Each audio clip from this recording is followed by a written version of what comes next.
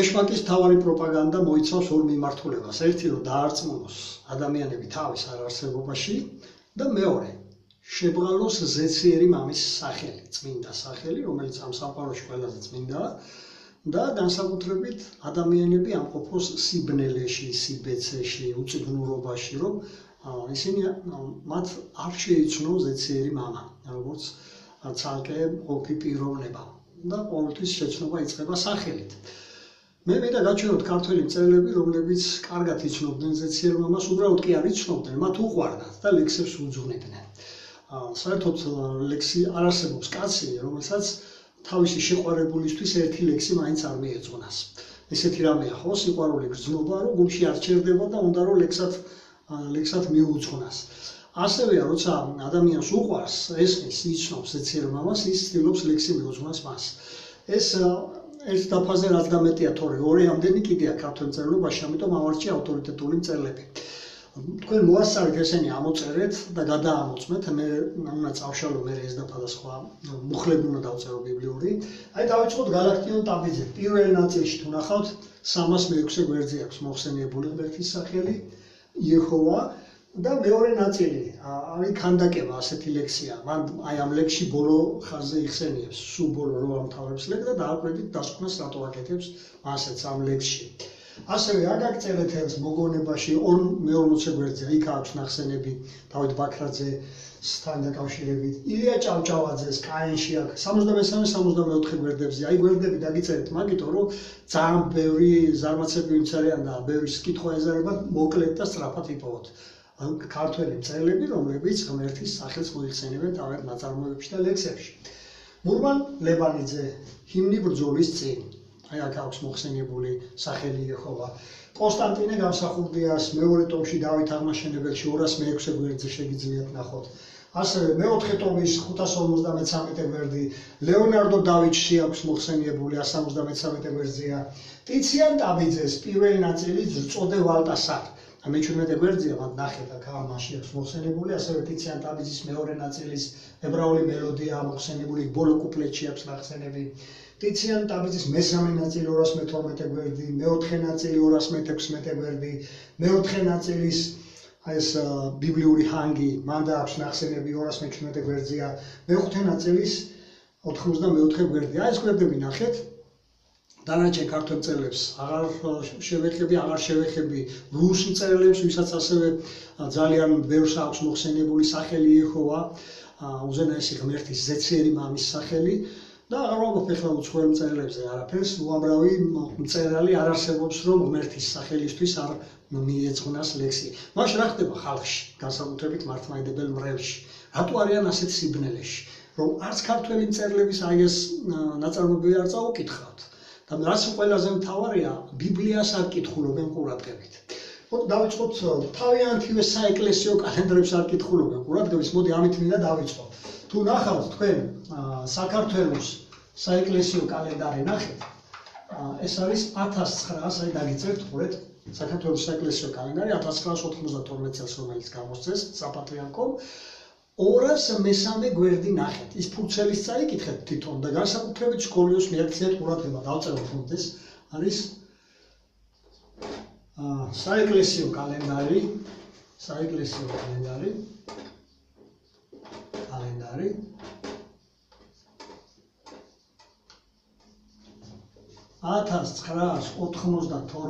წლის 203 გვერდი და იქ სკოლიო ფიფით არის ხოლმე მოღნიშნული, სკოლიო ნახეთ. რას აღნიშნავენ სკოლიოში? ქართულის დაბადებაშიო სახელი ღვთისაო ამოვიღეთო, თარგმნეთო და ჩავანაცვლეთ უფლითო. ხვდებით? ეს რა თქმა უნდა რუსეთის ეკლესიის დავალებით იყო. თავად რუსეთი რა თქმა უნდა არ იღებს თავიანთი თარგმანებიდან, ამ ადგილში გეტყვით ამასაც შევიხები, მაგრამ დააკვირდით, როცა გეუბნება საპატრიარქო, რომ ჩვენ მამა ღმერთის სახელი ამოვიღეთ და ჩავსვით უფალი მის ადგილას. ეს იცით რას ნიშნავს? თქვენი სახელი და გვარი, რაც თქვენი მაიდენტიფიცირებელია, თქვენი სახელი და გვარი თქვენი პირადობიდან რო ამოიღონ და ჩაწერონ იქ ადამიანი. ხვდებით ხო? აი მსგავსად მოიქცნენ, ამოიღეს მამა ღმერთის სახელი და ჩასვეს უფალი. თვითონ აღიარებენ თავი ერთივე გამოცემულ საეკლესიო კალენდარში 203 გვერდზე სკოლიოში, რომ ნახოთ და თვითონ ეს ფურცელიც წაიკითხეთ. კიდევ მიაქციეთ ყურადღება, ყოველთვის როცა წირვა ლოცვას იწყებენ ლიტურგიები სადაც არის, ყოველთვის იწყებენ მამით, მამისათა, მერე არის ძისათა და სულისა წმინდისათა. და როგორ ამბობენ მამისათა, როცა მამის სახელს ებრძვიან. ყველა მათი ეს ლიტურგია, ყველა მათი ეს წირვა ლოცვა არის ანულირებული, მიუღებელია ღმერთისთვის, მოდი ასე ვთქვათ. იმიტომ რომ ისინი მამის სახელს ებრძვიან თავიანთ მრევლიანად, არ არსებობს მრევლი, რომელიც ამ სახელზე არ იბურძგლებოდეს, რაღაც არ იფურთხებოდეს, ამჯერა ქრისტიანული ისინია, როცა ამ სახელს გაიგებენ ხოლმე, რა ემართებათ, უნდა ნახოთ. მქონია შეხება ბევრთან და ვიცი რასაც გეუბნებით. თუ გინდათ თავად შემოწმეთ. და ასეთი რაღაც ემართებათ ღმერთის მამის სახელზე. ამ დროს მამისათა და ძისათა იძახიან, ხო? ნახოთ ახლა, რო საიდანაც ამოიღეს ეს იმ ფურცელზევე რაც იკითხება, ის მინდა მოიყვანო ის მონაკვეთი ბიბლიიდან. კიდევ ასე ვთქვი, თავად რუსეთმა, ვინც საერთოდ ყოველთვის ცდილობს, რომ განენახონ უნდა ქართულ ეკლესიაზე, პრავოსლავურ რელიგიას, ყოველთვის აწვდიდა იქიდან დირექტივებს, რა და როგორ მოქცეულიყვნენ. დღემდე ასეა. ძირითადად კაკების წევრებით იყო ხოლმე დაკომპლექტებული სინოდი, ყოველთვის ასე ხდებოდა. უმეტესობა ყოველ შემთხვევაში. ნახეთ ბიბლიის მეორე წიგნი, გამოსვლა. გამოსვლა. ეს ბიბლიაში არის რიგით მეორე წიგნი, მაგრამ თუ ნახავთ იგივე მონაკვეთს, რასაც ახლა დავწერ რუსულ ბიბლიაში, ისხოთ მეორე წიგნს, ხო? დაბადების მერეა. ისხოთ, ეს არის გამოსვლა. ნახეთ მესამე თავი. მესამე თავი. და ამ მესამე თავში ნახეთ მე-13, მე-14, მე-15 მუხლები. რუსულში აი აქ მე-15 მუხლში.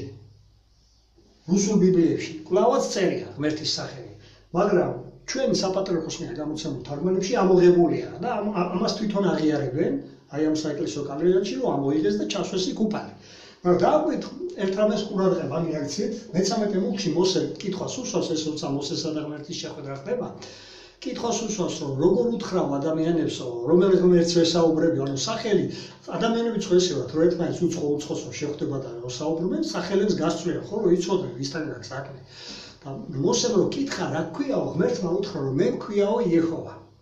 აი აქ მე-15 მუხლში ეუბნება. ოღონდ რუსულ თარგმანში წერია, ქართულ თარგმანებში ამოღებულია საპატრიარქოს მიერ განმოთარგმნილ ბიბლიებში. მაგრამ დააკვირდით, უბრალოდ სახელს კი არ ეუბნება. თუმცა მე იტყვიან ხოლმე, რომ აი ღმერთმა სხვა სახელებიცო გამოაცხადაო სხვა დროშიო, დააკვირდით, ისინი სახელები არ ყოფილა, ისინი იყო წოდებები, მაგრამ სახელები რომ წყობილიყო, არ იყო სახელები, მაგრამ რომ წყობილიყო, იქ აი ამ მე-15 მუხლის მეორე ნაწილში ეუბნება ღმერთი, რომ ამ სახელით უნდა მომიხსენიო, საერთოდ ყველამ ამ სახელით უნდა მომიხსენიოთ თაობიდან თაობამდე, უკუნითიდან უკუნისამდე. სხვა არც ერთ სახელზე და არც ერთ წოდებაზე ღმერთს ეს არ უთქვამს, რომ ასე მომიხსენიათ თაობიდან თაობამდე, უკუნითიდან უკუნისამდე. სადაც სახელს ეუბნება, იქ ეუბნება ამასაც. მაგრამ უბრალოდ ღმერთმა სახელი კი არ უთხრა მხოლოდ მოსეს, რაც აქ მე-15 მუხლში იკითხება. მე-14 მუხლში ამ სახელის მნიშვნელობა უთხრა. რა მნიშვნელობის მატარებელია ეს სახელი? თვითონ ეს სახელი, რომელიც ღმერთმა შეიქმნა და გაუცხადა ადამიანებს, რა მნიშვნელობას ატარებს? აი მაგალითისთვის გეტყვით, ჩვენ ადამიანები გეგმავთ ბევრ რამეს, ხო, რაღაცას გეგმავ, მაგრამ შეიძლება ელემენტარული ამინდმაც კი შეგიშალოს ხელი, შენი გეგმის განხორციელებაში, ეს მინიმუმ. და მაქსიმუმ ადამიანი მოკვდება და მისი გეგმები დარჩება გაუხორციელებელი. ხო ასეა. უამრავი რამე გიშლის ხელს გეგმის შესრულებაში. მაგრამ აი იეჰოვა სწორედ ამას ნიშნავს, ამას მე ვიქცევი იმად, რადგან ვიქცევი. აქ როდესაც ესაუბრება მოსე რომ უნდა გამოიყვანოს ისრაელი ეგვიპტის თხრობიდან, ის წარმოუდგენლად ჭამდა, რადგან მაშინ ეგვიპტე მსოფლიოს პირველი იმპერია იყო, პირველი დამპყრობელი მსოფლიოსი და მონებად ყავდა ისრაელიანები და წარმოუდგენლად ჭამდა ასეთი რამე, რომ მისგან მსოფლიო იმპერიას მონები წაართოს ვინმე და გამოაცალოს. მე ვიქცევი იმად, რადგან ვიქცევი, ანუ რახაც დამჭირდება იმად ვიქცევი ჩემი განზრახვის სისხლში მოსაყვანად. ჩვენ ადამიანებს რო გეგმები გვაქვს და ყველაფერს მას შეიძლება ხელი შეგვიშალოს, ღმერთს აქვს განზრახვა, რადგან ასაც განიზრახავს ღმერთი, ის უპირობოდ არის შესრულებული. ჯერაც რო არ იყოს ბევრი რამ შესრულებული, რაც იკითხება ბიბლიაში, ღმერთის განზრახვები, უნდა უყურებდეთ მას როგორც შესრულებულს. იმიტომ რომ ამის მიღმა დგას იეჰოვა. ღმერთი, რომელიც იქცევა იმად, რადგან საჭირო რომ იქცეს თავისი განზრახვების სისხლში მოსაყვანად. აი ამას ნიშნავს სწორედ ეს აქცევინებს. გარდა ამისა, ადამიანები შეიძლება მოაბრუნოს თავისკენ. პიროვნება, რომელიც თავისი ეგოთი ცხოვრობს, მიდის თავისი მიმართულებით, თავისი გეგმები აქვს, თავისი მიზნები აქვს, შეიძლება იმას ისე შეეხოს, მოატრიალოს თავისკენ, მოაქციოს. ამ სიტყვას ასე იყენებენ ხოლმე, მოქცევა. აი ამას გულისხმობს ეს სახელი იეჰოვა თავისი მნიშვნელობით. ახლა ნახოთ კიდევ სხვა იგივე აი ეს გამოსვლაში რას ამბობს თვითონ იეჰოვა უკვე თავის ამ სახელთან დაკავშირებით. იგივე გამოსვლა, აი ეს წიგნი, იგივე გამოსვლა ნახეთ, ამჯერად მე-20 თავი. ამ მე-20 თავში ღმერთი აძლევს უკვე ცნებებს. ვიცით ხო 10 ცნების შესახებ მთელი მსოფლიოს ცნებია ყველა რელიგიის ადამიანს. პირველი, მეორე, მესამე ცნებები, რომელსაც არ ღვევს თლიანი მართლმადიდებლური რელიგია, არ უკვირდებიან და ისე არ ღვევენ ამას, ამაზე სხვა დროს ვისაუბროთ, ჩვენ ახლა ვსაუბრობთ სახელთან დაკავშირებით. და მიაქციეთ ყურადღება, აი აქ მე-5 მუხლში და მიაქციეთ ყურადღება მე-7 მუხლში. აი ამ მე-5 მუხლის მეორე ნაწილში. საუბრობს ღმერთი, როდესაც ეუბნება მოსეს, რომ მისი სახელი უდიერად არავინ არ უნდა გამოიყენოს.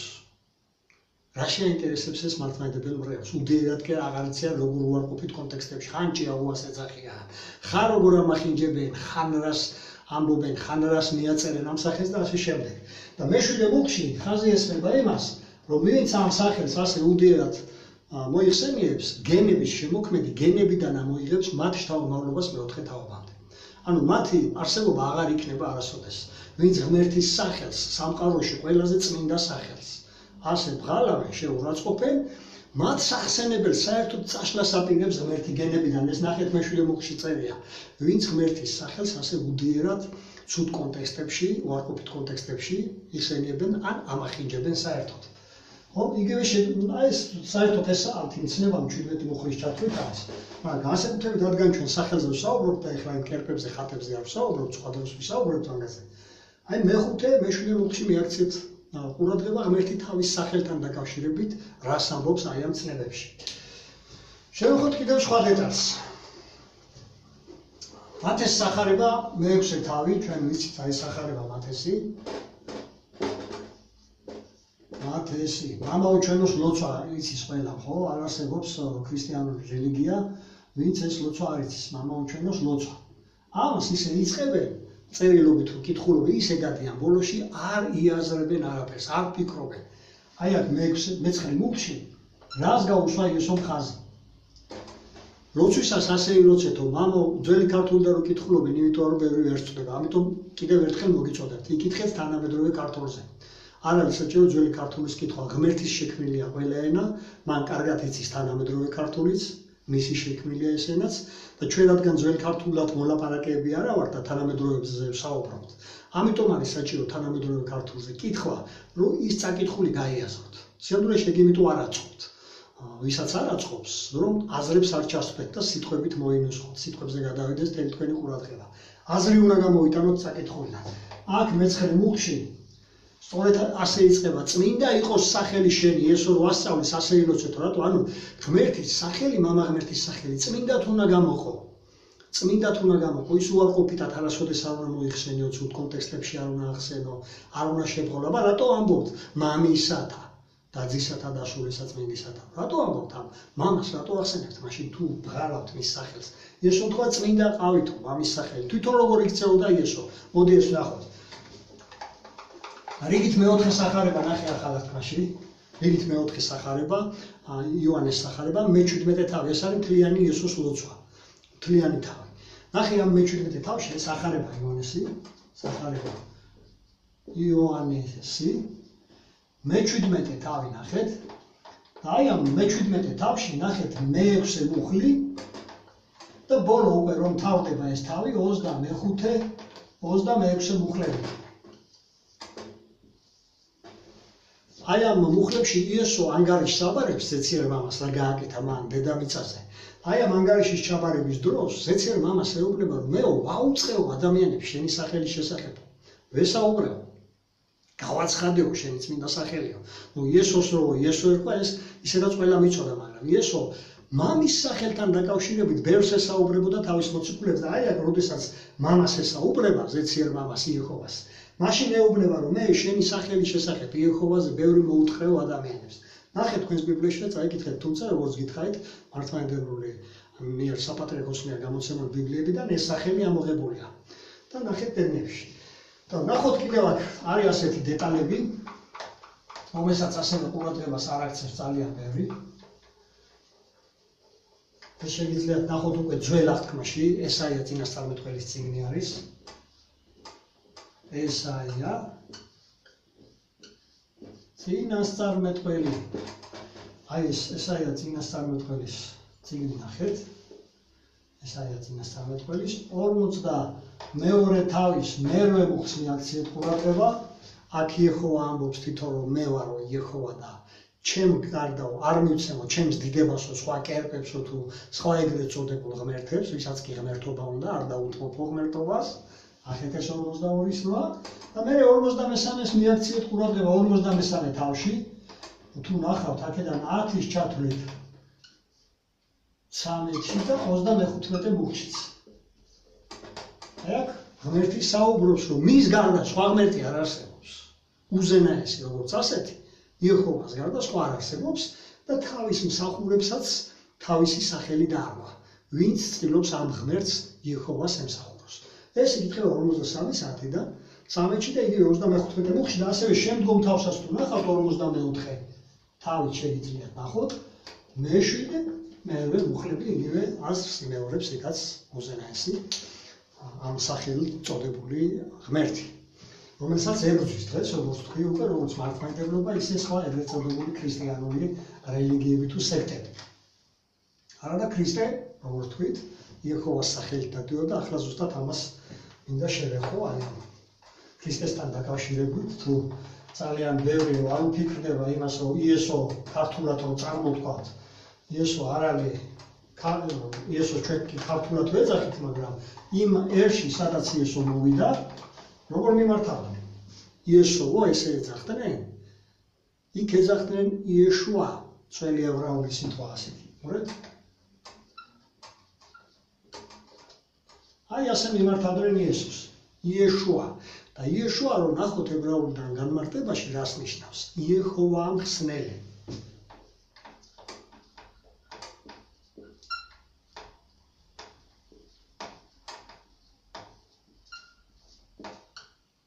იეჰოვა ახსნელი, აი ამას ნიშნავს. იეჰოვასგან ახსნა.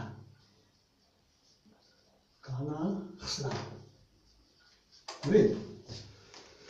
აი ამას გულისხმობს სინამდვილეში ეს სახელი. ჩვენ ქართულად ვეძახით იესოს. იმერში ასე მიმართავდნენ იეშუა. იესოს. ასევე სიტყვა ალილო, ხო ვიცით საიდან არის აღებული? ალილუია. ალილუია ებრაული სიტყვა. ესეც და ითარგმნება განმარტებით ლექსიკონში თუ ნახავთ, აქეთ ადიდეთ იახი. იახი ეს არის იეჰოვას სახელის შემოკლებული ფორმა. ანუ ალილუიახ ნიშნავს აქეთ ადიდეთ იახი. იეჰოვას სახელის შემოკლებული ფორმა. ხო? ასევე აქ აღარ დავწერთ დაფაზე ილია, საიდან იყო აღებული. მართლმადიდებლების პატრიარქს რო ერქვა ეს სახელი ილია, საიდან აიღეს? აღებულია ებრაული სახელიდან ელია და ელ-იახ, ელ ებრაულიდან ნიშნავს ღმერთს, იახ არის კლავაც იეჰოვას სახელის შემოკლებული ფორმა, ანუ ღმერთია იახი, ღმერთია იეჰოვა. ეს არის აი ამ სახელის დატვირთვა ელიადან, ებრაული სახელიდან ელია, აქედან არის აღებული ილია ქართულში. რაც ყველაზე მთავარია, მეცნიერება წინ მიიწევს, ჩვენ რა თქმა უნდა მეცნიერებას ვაღიარებთ, მაგრამ ჩამორჩენა აქვს ხოლმე მეცნიერებას ბიბლიასთან. ანუ ჩვენ უფრო ვენდობთ წმინდა წერილებს ხოლმე, ჯერ იმიტომ რომ ძალიან ბევრი ისეთი ფაქტებია ბიბლიაში, რომელიც ჯერ არ აღმოუჩენიათ მეცნიერებს, თუმცა იყო ისეთი ფაქტებიც, რომლებიც სანამ მეცნიერები აღმოაჩენდნენ, ბიბლიაში წერია წინასწრებ და საუკუნეებით. მაგრამ ახლა მიდიან მეცნიერები ესეთ ახალი დარგი როა გენური ინჟინერია, იცით ხო? აი ამ დარგში რა აღმოჩენა გააკეთეს 2016 წელს. მოდით ნახეთ, ასე დაგუგლეთ. როგორც გავჩვენეთ, ნახეთ, დაგუგლეთ ეს ინფორმაცია, ეს არის დასაგუგლი, იცოდეთ რომ დაგუგლოთ, აი ეს ინფორმაცია ასეთნაირად.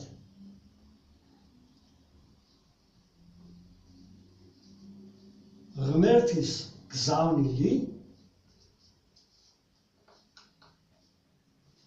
სიტყვასიტყვით ესე დავუგლეთ, რომ სხვაგან არ გადაგიყვანოთ, ვინაიდან იქაც მიდის უკვე სასწრაფოდ ამ ინფორმაციის გაქრობა და სხვადასხვა ასოებით სხვა რამეს წერენ.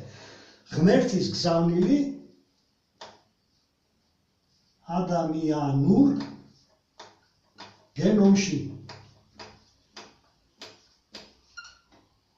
გენომში.